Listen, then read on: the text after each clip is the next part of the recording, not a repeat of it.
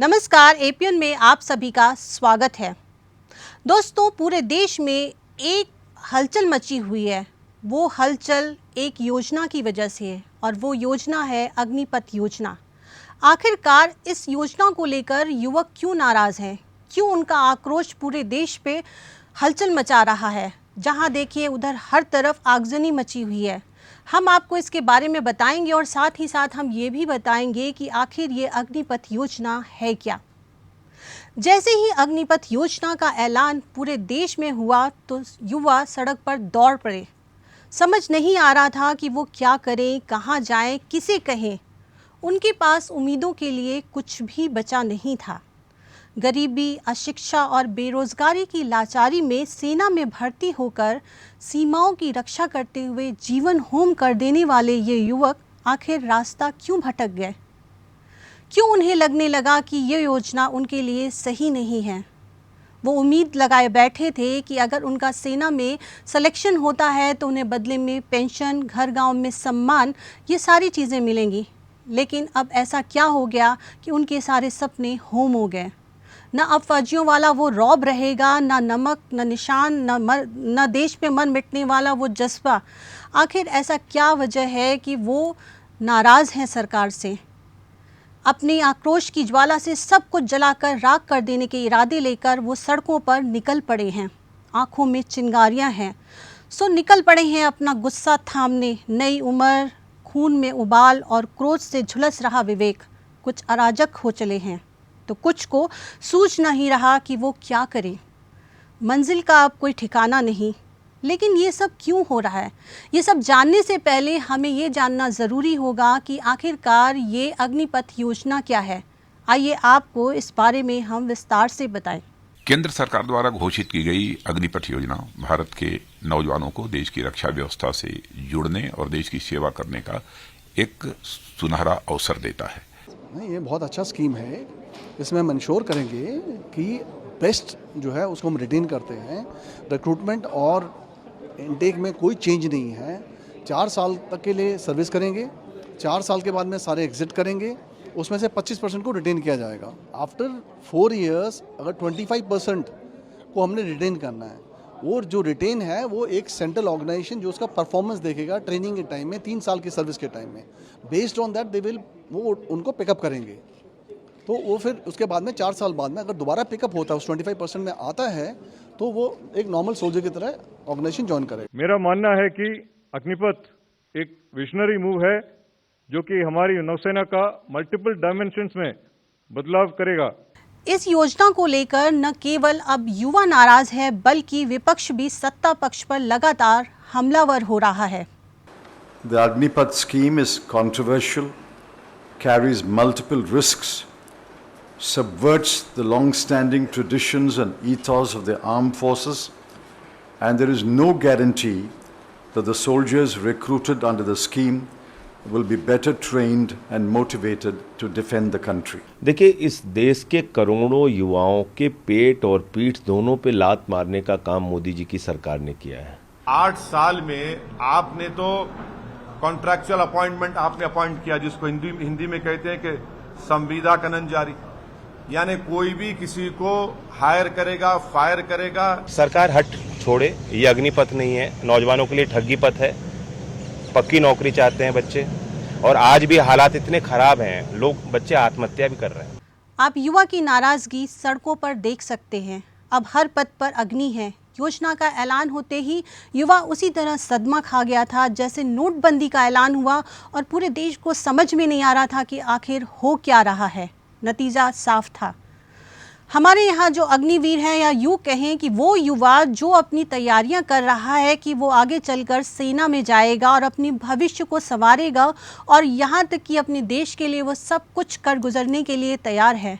आखिरकार भावी अग्निवीरों की क्रोधाग्नि क्यों इतनी ज़्यादा भड़क उठी है? क्यों वो जहाँ पर जा रहे हैं वहाँ पर वो बवाल मचा रहे हैं, नुकसान पहुँचा रहे हैं, या यूँ कहें कि वो आगजनी मचा रहे हैं? अगर हम बात करें तो देश में कई जगहों पे इन्होंने बवाल मचाया है, आगजनी कर रहे हैं। आप बिहार की बात करें तो बिहार के जहानाबाद में सुबह 7 बजे एक ट्रक जलकर खाक कर दिया गया। बिहार में तो हालात बेहद बुरे हैं। बंद की अपील से पूरे राज्य में तनाव के हालात बन गए हैं। 15 जिलों में इंटरनेट तक बंद करना पड़ा है। भागलपुर में 6 से ज़्यादा ट्रेनें रद्द करनी हैं, लेकिन इन नौजवानों का जो गुस्सा है वो थमने का नाम नहीं ले रहा। 1 रैंक 1 पेंशन के नाम पर वोट मांगा था और आज नो रैंक नो पेंशन का ड्रामा बनाकर हम युवाओं को बेरोजगारी में धकेल दिया है। हम ये तानाशाही नहीं सहेंगे। 2021 वित्तीय वर्ष 2021 में भर्ती आई थी। उस भर्ती में जो युवा क्वालिफाई किया दौड़ और उसका एग्जाम फिजिकल हो गया, एग्जाम नहीं लिया गया है और वो युवा अभी बैठे हुआ है। टोटल 12 घंटा में 62 युवा आत्महत्या कर लिया है। इस युवा का आत्महत्या करने का कारण कौन है? मुंगेर में सरकारी अधिकारियों के वाहनों को भी क्षतिग्रस्त कर दिया गया है। यही नहीं, एक दिन पहले ही अग्निवीरों ने लखमिनिया रेलवे स्टेशन को भी अग्नि के हवाले कर दिया। पूरा स्टेशन धू धू कर जल उठा। तो लखीसराय में विक्रमशिला एक्सप्रेस को बोगियों की बात की जाए तो उसको भी अग्निवीरों ने आग के हवाले कर दिया।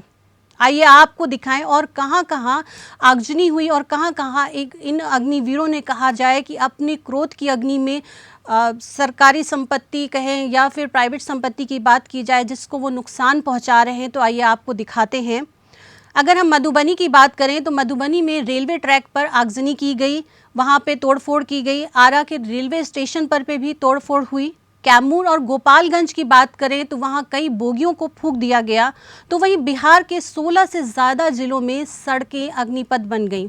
मुंगेर की बात करें तो मुंगेर में सड़कों पर आगजनी हुई। बक्सर और जहानाबाद की बात की जाए तो वहां पे युवा उग्र प्रदर्शन कर रहे हैं। सासाराम में अराजक तत्वों ने टोल प्लाजा को ही जला दिया।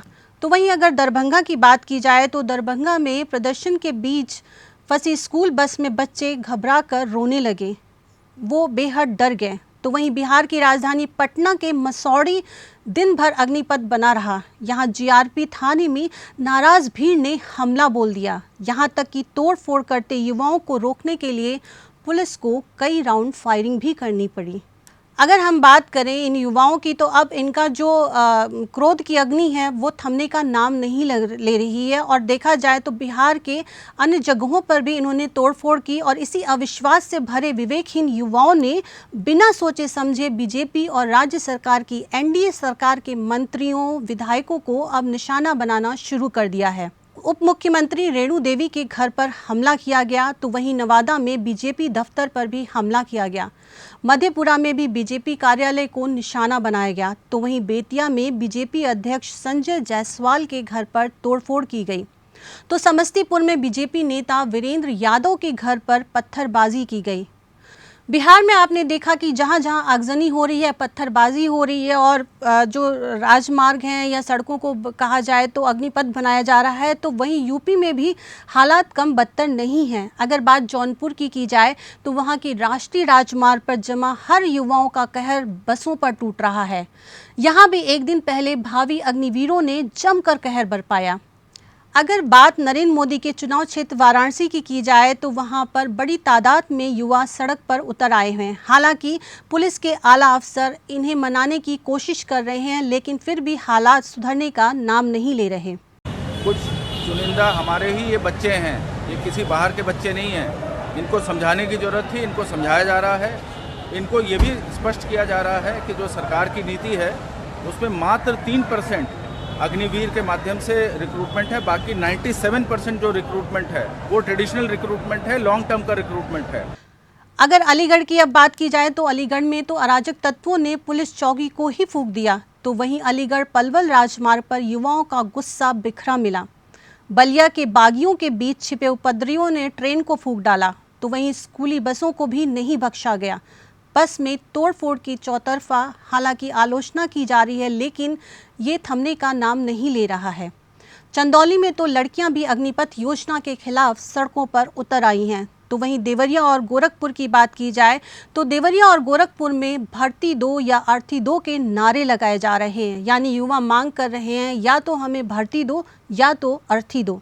बीजेपी सरकार के कोई भी नेता कुछ नहीं बोल रहा है। विधायक सांसद है, उनको 5 साल लेंगे और वो पेंसिल भी लेंगे जिंदगी भर वो सब पेंसिल लेंगे और हम लोग 4 साल जाएंगे वापिस आ जाएंगे। 11 लाख रुपया हम लोग का घर कट जाएगा। 30,000 सैलरी में हम लोग घर पे 5-7 लोग खा लेंगे। हम लोग का जिंदगी कटेगा। बिहार और यूपी से होता हुआ युवाओं का ये विरोध अब थमने का नाम नहीं ले रहा है। अब अन्य राज्यों में भी इसका असर देखने को मिल रहा है। इनमें कई ऐसे राज्य हैं जहां पर तोड़फोड़ की खबरें आ रही हैं। ये राज्य हैं उत्तराखंड, झारखंड, राजस्थान, मध्य प्रदेश, हरियाणा से लेकर तेलंगाना तक ये आक्रोश फैलता जा रहा है। करीब 15 राज्य युवाओं के गुस्से की चपेट में आ गए हैं। तो हैदराबाद में तो रेलवे स्टेशन पर जाकर बवाल किया गया। प्रदर्शनकारियों ने ट्रेन में आग लगाने की कोशिश की और जब पुलिस फायरिंग में एक व्यक्ति की मौत हो गई तो वहीं अग्निपथ योजना लागू होने से पहले 2 युवा आत्महत्या भी कर चुके हैं। तो आप देख रहे हैं कि ये जो विरोध है किस ओर करवट ले रहा है। अग्निवीर योजना की बात करें तो ये मोदी सरकार के लिए अब अग्नि परीक्षा की तरह साबित हो रही है। बिल्कुल वैसे ही जब बात करते हैं मंडल कमीशन की सिफारिश की, जब वीपी सिंह सरकार ने मंडल कमीशन सिफारिश लागू किया गया तो उस वक्त पूरे देश में अफरा तफरी मची। प्रधानमंत्री नरेंद्र मोदी के व्यक्तित्व से सम्मोहित युवा भ्रमित हो रहा है। पिछले 3 बरस से जहां सेना की भर्तियां नहीं हो रही हैं और न ही एयरफोर्स में भर्ती परीक्षा के नतीजे आ रहे हैं, यहाँ तक कि 2-2 साल की तैयारी के बाद से अब युवाओं की उम्र भी निकल गई है और एक दिन जब सरकार ये ऐलान करती है ऐसी योजना का तो युवा भड़क उठते हैं और कहीं न कहीं ये युवा नाराज भी हैं। अगर इन सब हालातों को देखा जाए तो मुझे पाश की कुछ पंक्तियाँ याद आती हैं कि सबसे खतरनाक होता है हमारे सपनों का मर जाना। अब तो आने वाला समय बताएगा कि क्या होने वाला है। क्या युवाओं का आक्रोश थमेगा? क्या सरकार अपने निर्णय पर फिर से विचार करेगी या युवाओं को इस योजना के बारे में समझा पाएगी? ऐसे कई सवाल हैं और इन सवालों का जवाब मिलना ज़रूरी है और हालात भी सुधरना ज़रूरी है। फिलहाल इस एडिशन में बस इतना ही। अगली बार हम फिर मिलेंगे, तब तक के लिए मुझे दीजिए इजाज़त। नमस्कार।